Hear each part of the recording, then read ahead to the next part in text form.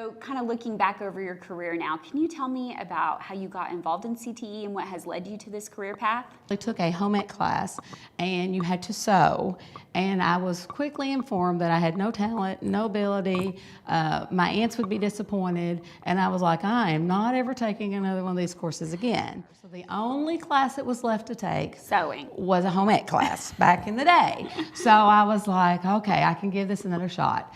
I was also on the school paper, which I really loved to write. And my first assignment was to go and interview the then FHA advisor. And I sat down and we were talking, and she looked at me in the eye and she said, "So are you going to join FHA? You would be a great addition."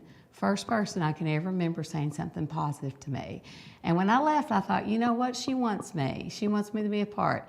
And I decided along the way that I wanted to do for other students what Miss Netherland, and I never had her as a teacher, she retired soon after that, what Miss Netherland did for me. Everybody needs to feel special, everybody needs to feel needed. So that's kind of what I strive to do, whether it's a student, a coworker, a new teacher who's new and overwhelmed, or somebody coming new to an ACT conference. I always try to lend a helping hand. So very nice, very nice. Well, you can definitely hear the passion in your voice.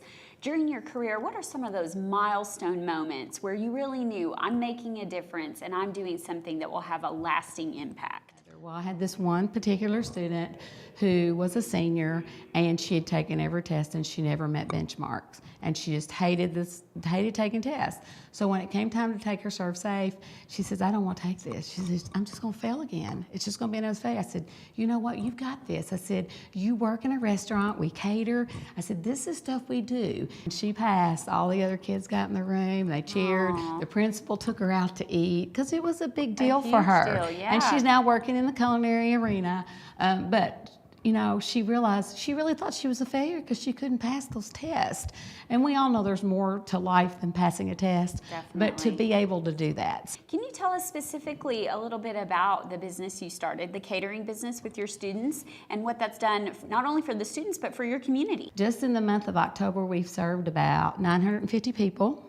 Awesome. We did a breakfast for 250, and the cool thing is we don't have a commercial kitchen. But what was really neat was when some of these students were actually invited to the breakfast and they were eating, their parents couldn't believe that they made the food. They were like, "No, you didn't." And they're like, "Yeah, I really did." We're very proud. We have 500 students in our building. We have 2 FCS teachers, and I firmly believe it's because we took our skill in food and we don't mind to use it. We don't mind doing, we hardly tell anybody no. And I think that's the key to it. You've got to be willing. I know some people say, "Well, you don't get paid for that." And I'm like, but you know, You get paid in other ways. Right. You can't. And so our program has grown tremendously. And you know, in a time when a lot of programs get cut, for us to have 2 teachers and a 500 school, that's pretty Yes. monumental.